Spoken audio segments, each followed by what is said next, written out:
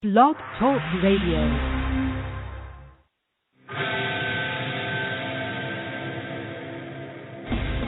This is Stroh, the maestro of wrestling, known to his children as Papa, and you're listening to The Wrestling Lounge. This is Tyson Dean, the current NWA Georgia Heavyweight Champion, future NWA World Heavyweight Champion, and you're listening to The Wrestling Lounge. Hi, this is Mark Merrill, former Intercontinental Champion with the World Wrestling Entertainment, and Johnny B. Bad, three-time World Television Champion. You are listening to The Wrestling Lounge with Brian Vaughn and Harold Martin. Don't turn that down, or it's going to be a lesson to teach you a lesson.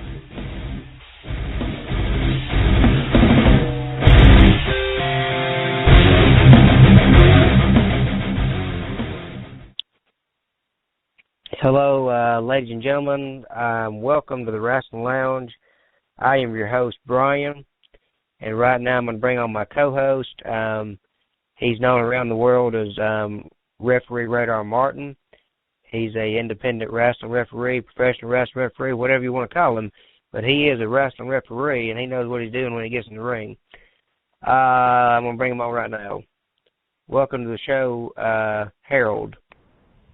Good afternoon, Brian. How are you doing?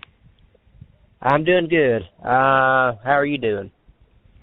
I'm doing pretty good. I suffered a little defeat at the hands of Al Getz, but I'll recover. Yeah, let's talk about that a little bit because we're still waiting on our guest to join the show. So let's talk about that a little bit. How does that feel about the defeat on Monday to Al Getz in the spelling bee? Well, I tried hard. I messed up on a couple words. A couple of the words I left off a letter. I don't know why I did that, but I just goofed. So, but he won fair and square. So, I'll just have to take that loss, and maybe, who knows, maybe we'll have another chance to do something else down the line. Maybe we'll have a live arm wrestling match to debut on the YouTube channel for the Wrestling Lounge. Who knows? Well, that's something. We can try that. Speaking of Al Getz, I want to let everybody know that he is now the voice of the ending of our show. Now he did a great job the other day, and now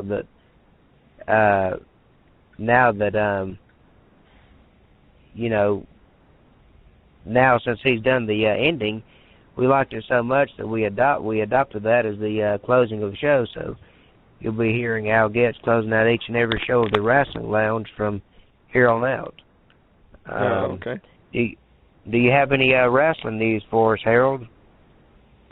I haven't really checked around, but I do know that Al Getz is promoting the Scenic City Wrestling. It's an invitational show. I'm not sure when that is, but I know it's going to be coming up soon, and I know he's heavily involved with that show. So that should be a good show from what I've seen. A lot of competitors and a lot of names in that, so it should be a great show. Okay, well, what I'm going to do without any further ado, you go ahead and talk to the fans about any upcoming events coming up, and I'm going to give our guest a call, and I'm going to patch him into the show. Okay. I do know that on August the 15th. Hello?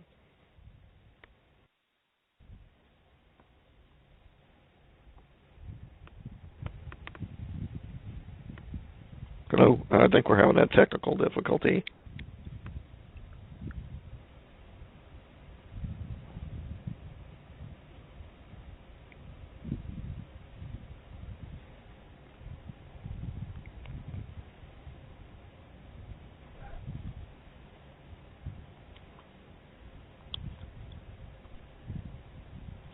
Yeah, Harold, I can hear you. Just keep on promoting stuff. I'm going to get him on the show. Okay, I'm sorry. I kept hearing some beeps, and I thought we were having a technical difficulty, so I stopped talking. I apologize for that.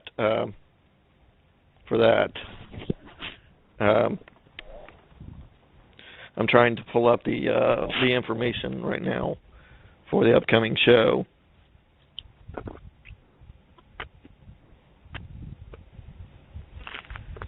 Okay. I know that there's going to be some shows coming up. All Star Wrestling Network has shows in Fort Valley. I've been to their shows before. Let me see.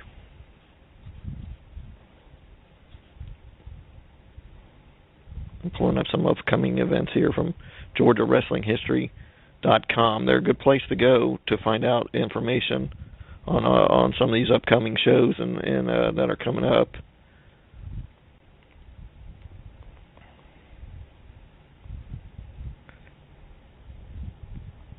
TNA has been recording in Orlando, Florida for upcoming shows recently, with Global Force Wrestling invading, from what I understand.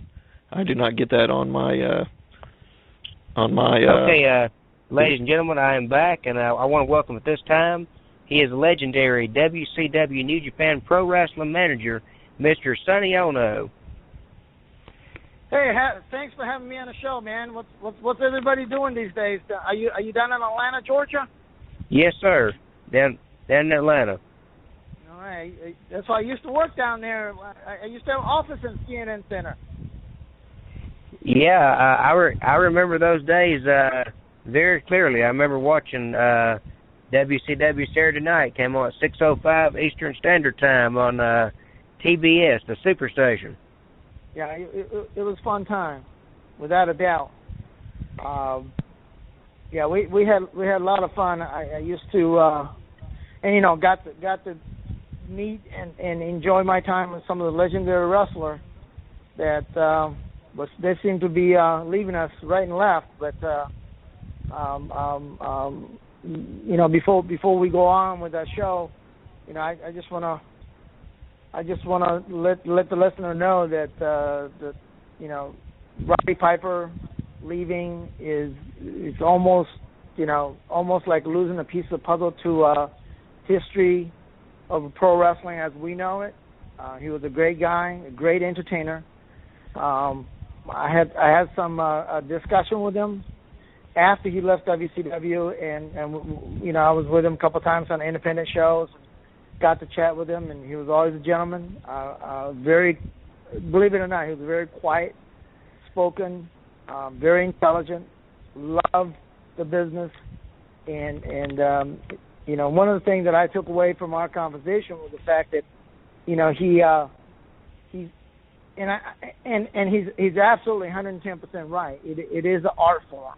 It's what people doesn't the smart. A fan should know that it's an absolute art form that what they do.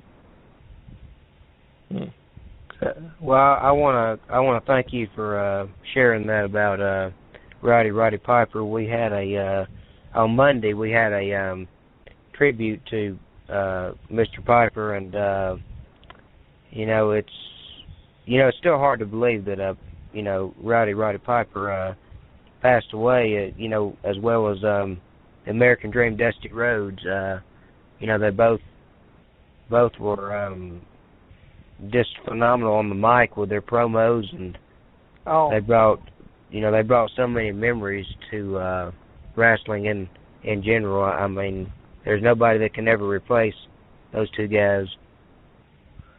No, you're absolutely right. And what was real funny was 5 minutes before you called, my son, who wrestles at college now, he's actually a high school coach. Real name, you can look this up, of Mason City, Iowa High School. His wrestling coach's name is Dusty Rhodes. Oh, wow. I was just talking to him a few weeks ago. Wow. Yeah, isn't that something? Yeah, it is. It really is. That's amazing. Does your son plan to wrestle for WWE or New Japan Pro Wrestling one day? No, he at this point I don't think so. But he's a collegiate wrestler. He wrestled for Wartburg College. They took second at NCAA Division III, and he was the academic All-American, and he was freshman athlete of the year. So he's on the right path, and right now he's having fun wrestling collegiately, and end of the day, it's for me as a parent, it's for him to get a good education while having fun wrestling. So I'm having a good time. Okay. I want to let the fans know if you want to call in, you have a question for Mr. Onoo, you can call in at 773-897-6289. Press 1 being the host is view, and we'll get you on to talk to Mr. Sonny Onoo. And right now I want to bring on my co-host this time, known around the independent scene as Referee Radar Martin, Harold. You got some questions for Sonny? There you go. Yeah, good afternoon. Good afternoon, Mr. Onoo. Hey, how are you? I do know that you are a martial artist, and you were ranked with PKA, Professional Karate Association. And do you know Bill? Go ahead. No. Back that was like 71 to 81. I was a number one bantamweight back in time, and which was like 125-pound weight class. Right. It was a fun time. But what were you saying? Do I know somebody in Atlanta? No, I wanted to know if you knew Bill Superfoot Wallace. He was one of my favorites. Oh, yeah. Amazing. Bill only kicked with his left foot, but nobody could stop that left foot. So, matter of fact, Bill Wallace, he was a middleweight, and he fought a guy named by Joe Corley from Atlanta. And there was a big tournament back in days. It's called the Battle of Atlanta. It still goes on to this day. Who, by the way, Ernest Cat Miller, the guy I used to manage, is involved in that tournament. He just became a co-owner of that tournament in Atlanta. A little side note there, but Bill Wallace and Joe Corley fought for the middleweight title. I believe it was like in 76 or 70, somewhere between 76 and 78. It kind of dates how old we are, but Bill's a super guy, and he had the fastest left foot. And nobody could stop that kick. Did you ever win any belts with him? Did you ever have any titles with him? No. See, I'm a lot smaller. I was fighting 125-pound class, and he was probably fighting 155 to probably 165. Okay. He was a middleweight. I was a bantamweight. So.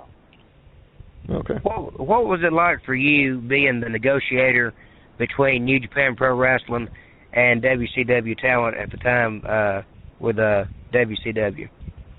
Well, the funny thing is, how I got involved and how I got that job was that the fact that I'm fluent in Japanese. I'm originally from Tokyo. I came here when I was a young boy. And a very good friend of mine, a guy you might know, named by Eric Bischoff. Yes, sir. We used to travel together in the martial art days. We used to go from tournament to tournament on the weekends, and he lived up in Minneapolis, and I'm about 2 hours away from him, and we used to travel to go to tournaments and do what we call the karate circuit. And that's how we know each other, and through our friendship, we've done some couple of business together. Eric will tell you that how he got in the wrestling business is because of one of the business we were doing together. We wanted to get this product on television, so he approached AWA, the Vern Gagne people, and had a discussion with Vern, and with that introduction, they hired him. He got a job there as a third string announcer, and rest is kind of history. So he could probably tell you that one of the reasons why he got in the wrestling business is because of what we did together, and how I got in the wrestling business is because once Eric went down in Atlanta and he wanted to work on a relationship with New Japan Pro Wrestling. He called me one day and he said, "Hey, I'm going to Japan. Why don't you go with me and you know, we'll talk about a couple other things we want to do, and you know, let's see if we can make this happen." So actually, I went with him to Japan and had a meeting with probably four of the meanest looking Japanese men you could probably ever meet. You know, we're talking about Sakaguchi, who's an Olympic judo champion, and you got Masa Saito, who's an Olympian, and he's all right in wrestling. And then you had Choshu, you know, it was just scary guys.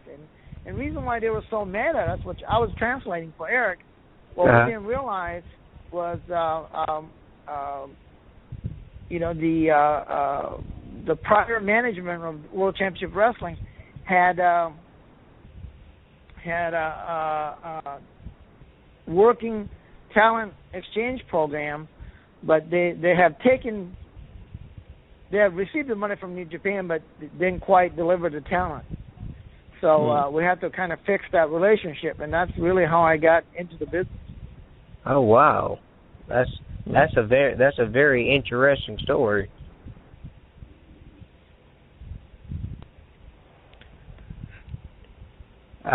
Before Facebook and Twitter, there was you, the originator of the selfies in pro wrestling. How does that feel to know that you were the originator of the selfies in pro wrestling? Well, I guess we didn't call it selfie back then, but you know that was actually you know, kind of play off on the Japanese guys, the stereotype Japanese guys always taking pictures, which they still do. And the selfie thing was my idea. You know, and what was interesting was at one point Fujifilm actually came to us and wanted to sponsor a deal with us. You know, kind of spin off from me doing that selfie thing, and it's interesting. You know, after 20 years later, you know, of course this was before the camera phones.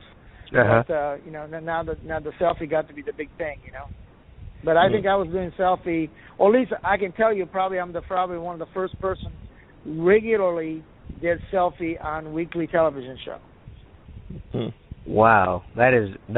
Yeah, I tell you what, that is incredible to just know that, you know, to know that you started doing that, and then many years later, you know, that caught on all over the world. You know, with people, you know, just, you know, taking their camera phone and making selfies and stuff and uploading it to Facebook and Twitter. I mean, that's just incredible. You know, that's amazing.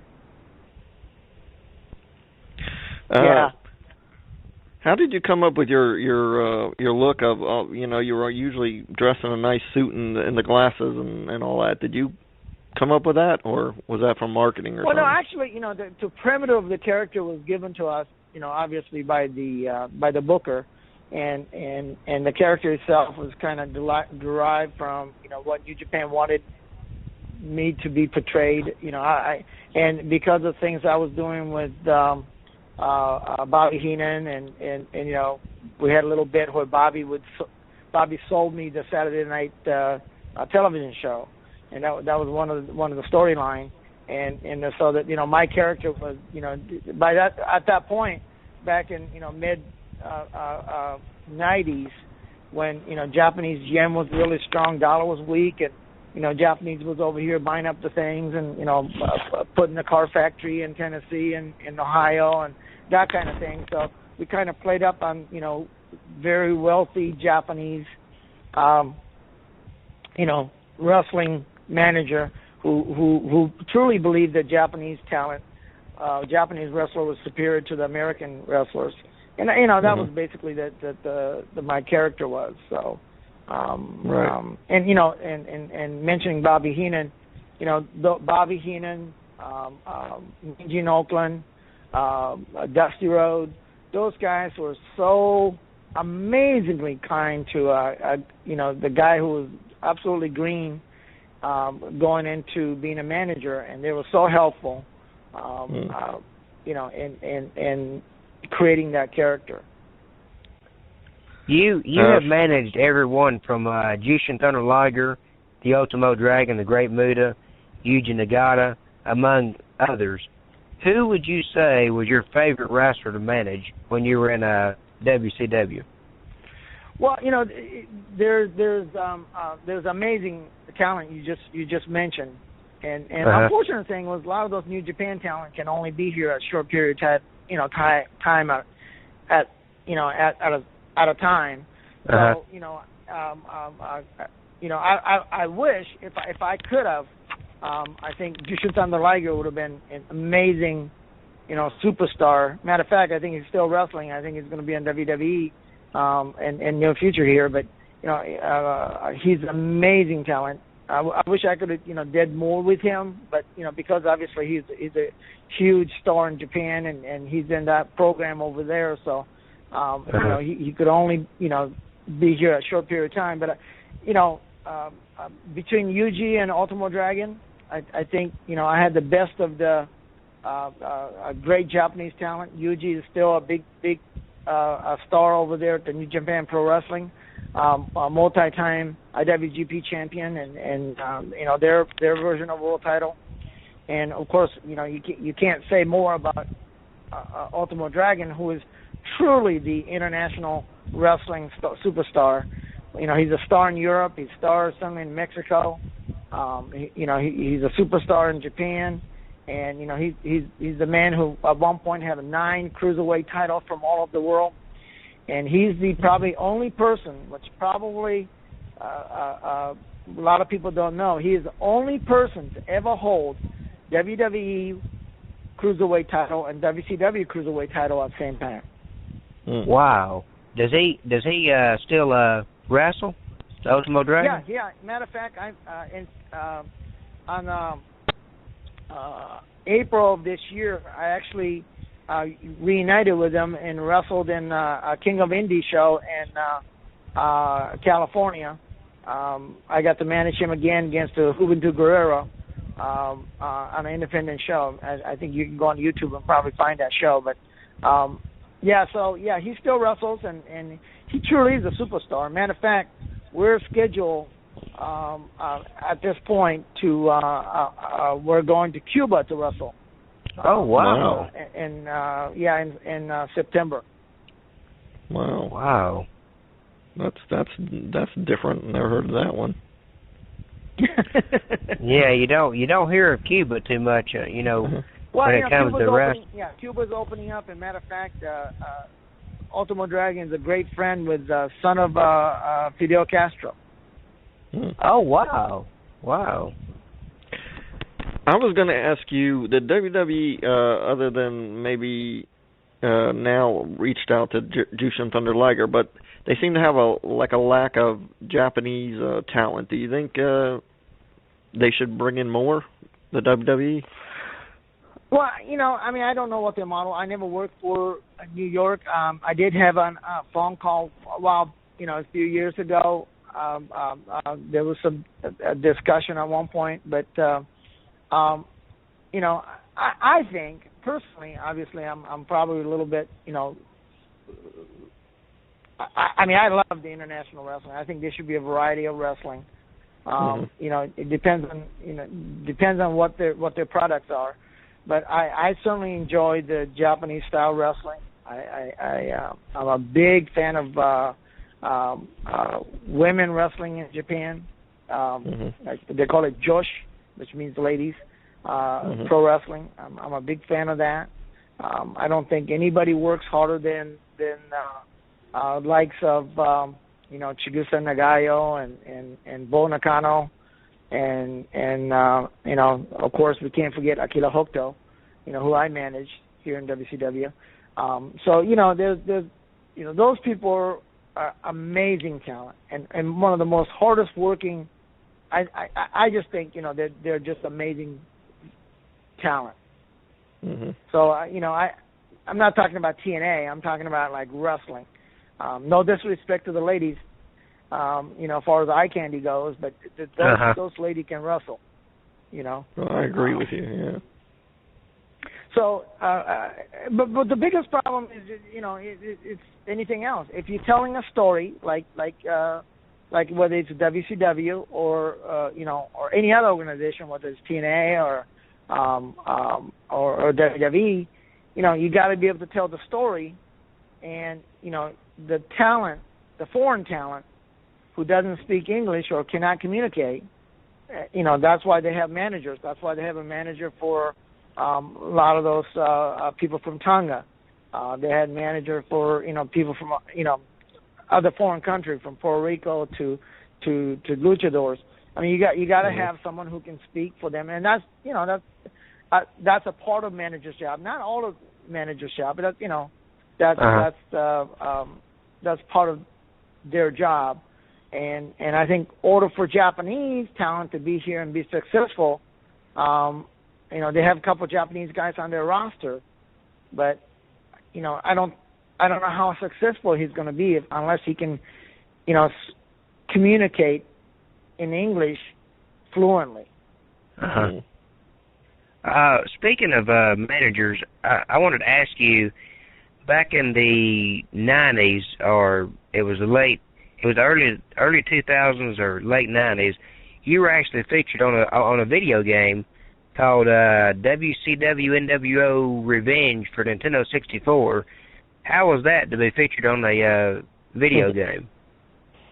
Yeah, well, and I can tell you a real funny story about being. I think I was in 3 different video games. Wow!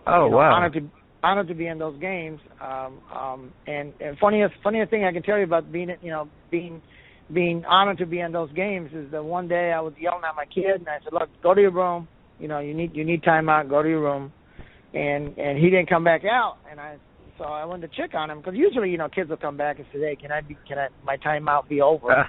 After a few minutes, and he didn't come out, so I went and checked on him in his room, and turns out that he was playing video game. So I said, "Hey, what are you doing?" And my son says, I am beating the crap out of Sonny Onoo." Oh my goodness! Yeah, so he was angry with me, but he started taking it out on he was taking it out in the game. He was probably having a Hulk Hogan beat up on Sonny Onoo. That is funny. I wanted to ask you. This is kind of a touchy subject, but back in WCW, can you tell us about the racial discrimination that went on over there? Yeah, I mean, there was almost 15 or 16 guys filed. They were all, people thought it was some kind of class action suit, but everybody had a different take on discrimination. There was African American who thought that they were being discriminated against, and they certainly had, I've seen evidence, and there was some cases to that. My thing was very simple, to give you just a short snippet of what happened was that I have just signed a 2-year extension deal on my contract, and that's when they, at this point, Eric Bischoff is no longer there. The guy named by Bill Bush, who has really no idea of running a company, who they put in charge, and then he brought in a guy named by Vince Russo, and Vince Russo made some derogatory statement towards the on the show, on the podcast, or on the internet show. He said he didn't want any Japanese, they didn't want any Mexican on television, and proceeded to fire everybody. Well, you can say. Goodness. So you can't. What the point is, and that was actually the reason why they let me go, and let go of all the Japanese and Mexican talent. But you can't use. The point is, you can't use race to eliminate a group of people. Now you can say he doesn't like Sonny Onoo because this, and this, and that. Yeah. Or, you know, he doesn't like Stevie Ray or because of this, and this, and that, and you don't like Juventud Guerrero because of this and that. But you can't say don't like any of the Mexicans, don't like any of the Japanese, and you can't use the race as a reason. That's what I'm saying, and that was basically the reason. Wow. And there's a lot more to that. In the office, there was there was a lot more to just that, but that was basically the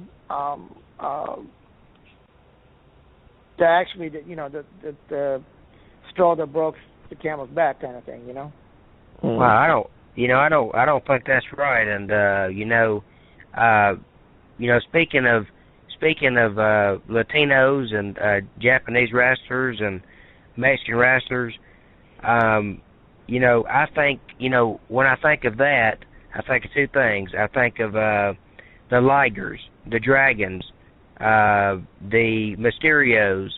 I think of Tatsiji Fujinami, and then the other thing I think of is on today's wrestling, you have a company called Lucha Underground, which, in my opinion, is one of the most exciting wrestling companies right now.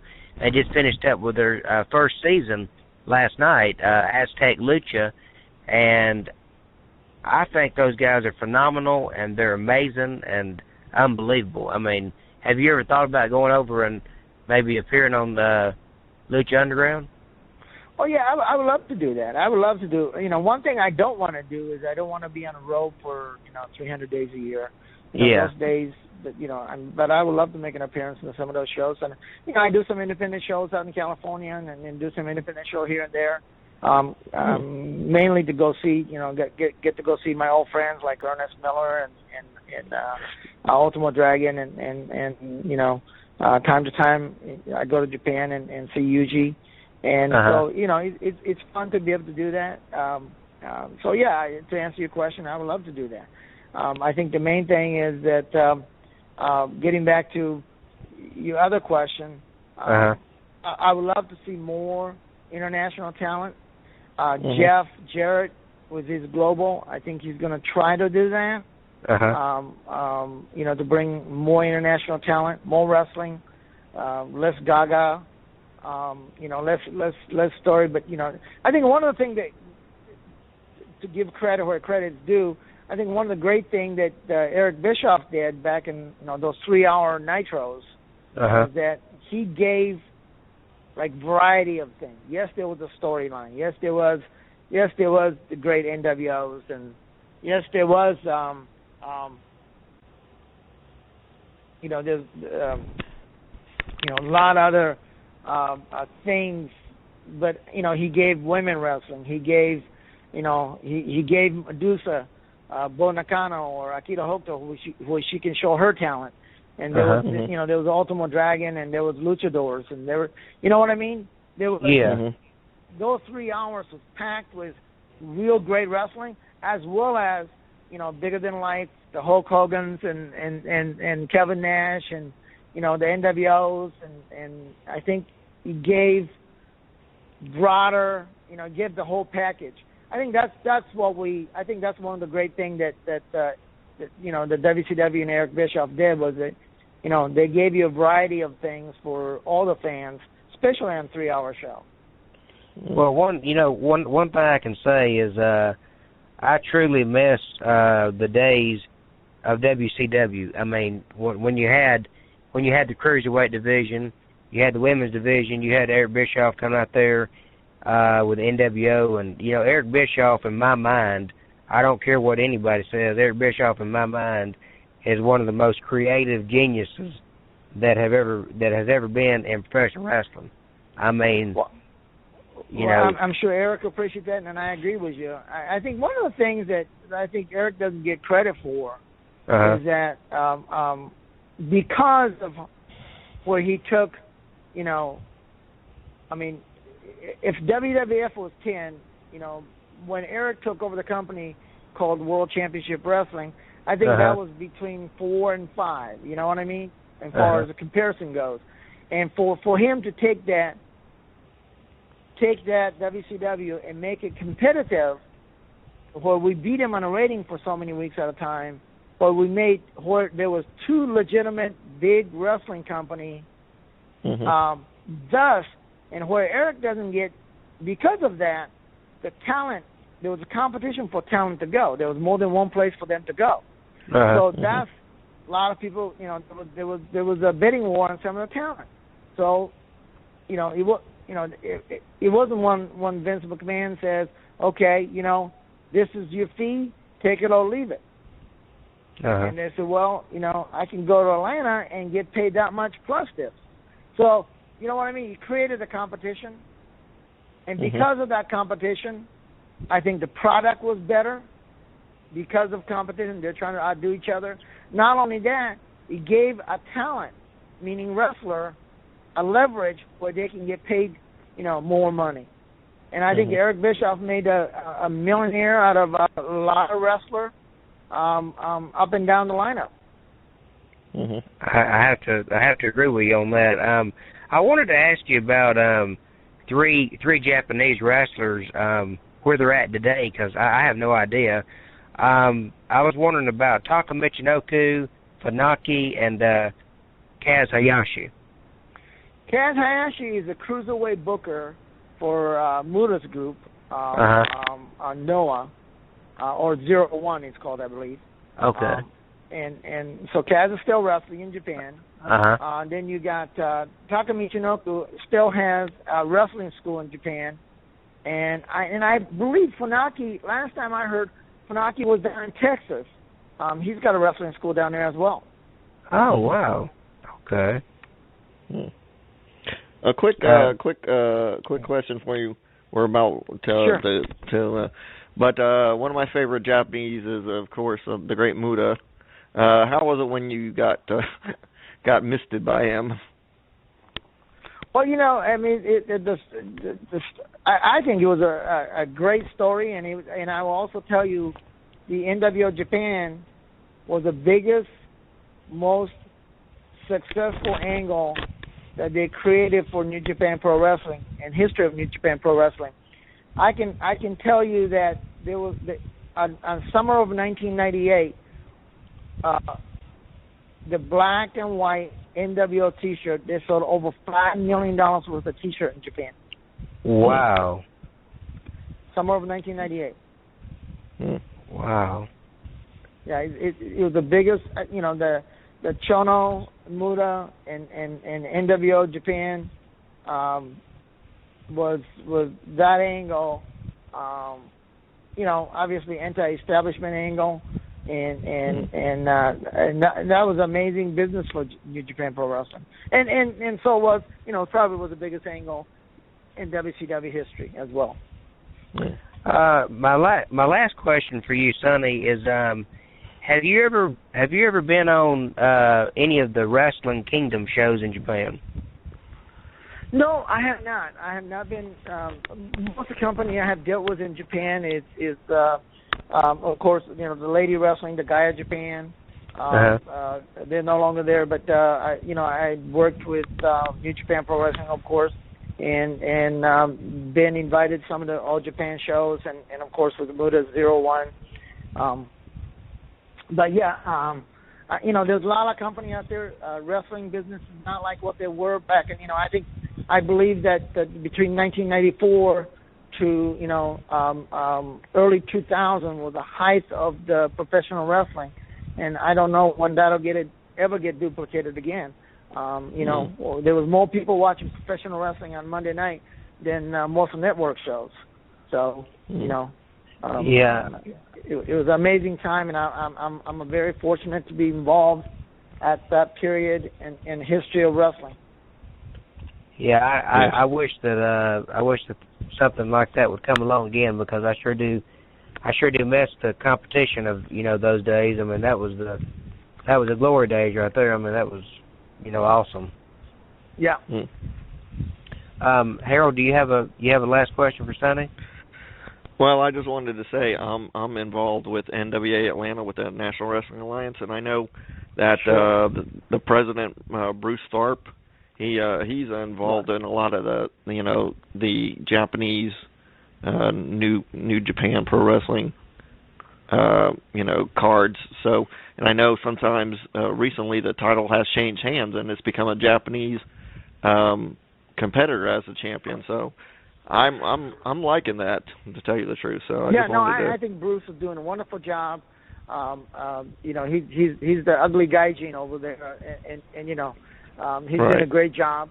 I do believe though what he needs to do, and I'm gonna insert myself in here, but I think he'd be a hell of a pop if New Japan would bring me in over there to kind of counterbalance the ugly American of Bruce. I think it would be great, especially if Bruce decided to bring some of these Japanese talent to come over here. Once again, what we said earlier on, early on this podcast, that they're going to need someone to communicate, right? In behalf of Japanese talent, and I think Bruce and I could have a fun angle going at each other. Yeah, I think you could. I think that would be awesome, and I'll mention that to Bruce. And Bruce is a great guy, and see what he says. And please tell him I think he's doing a great job. I sure will. I'll actually send him this podcast when it's over, so he can listen to it. I'm sure that he'll enjoy it. And we want to thank you for being on, Mr. Onoo, and we hope that you have a great day and a great weekend, sir. We hope you'll come back again sometime. All right. Thank you very much, sir. And thanks for having me. And keep an eye on. I'll follow you guys on the Facebook and stuff, and let me know if there's anything I can do for you. Okay. All right. Let us know if you're going to be in Atlanta. Yeah, my friend Ernest Miller lives in Atlanta, and so I get down there. So that's my home away from home. So I get down there once in a while. Now I'll let you guys know when I'm coming. Okay, all right, and thanks a lot. Thank you so much, sir. All right. Have a great day. Okay. Bye-bye. Goodbye. Ladies and gentlemen, that was the legendary manager from WCW New Japan Pro Wrestling, Sonny Onoo. I want to remind you to check out NWAClassics.com 24/7. You can get it for $8.99 a month, and you can actually see a match with a special attraction match with Little Tokyo against Little Coco. I checked it out last night, and it's a great match. Plus, you can see the Midnight Express, Rock and Roll Express, Cowboy Bob Orton, and so many more. And here is the new closing of the show. Here we go. Ladies and gentlemen, thank you for listening to this week's edition of The Wrestling Lounge. And don't forget to tune in each and every time it goes live on the air for the biggest names in professional wrestling, soap operas, country and western music,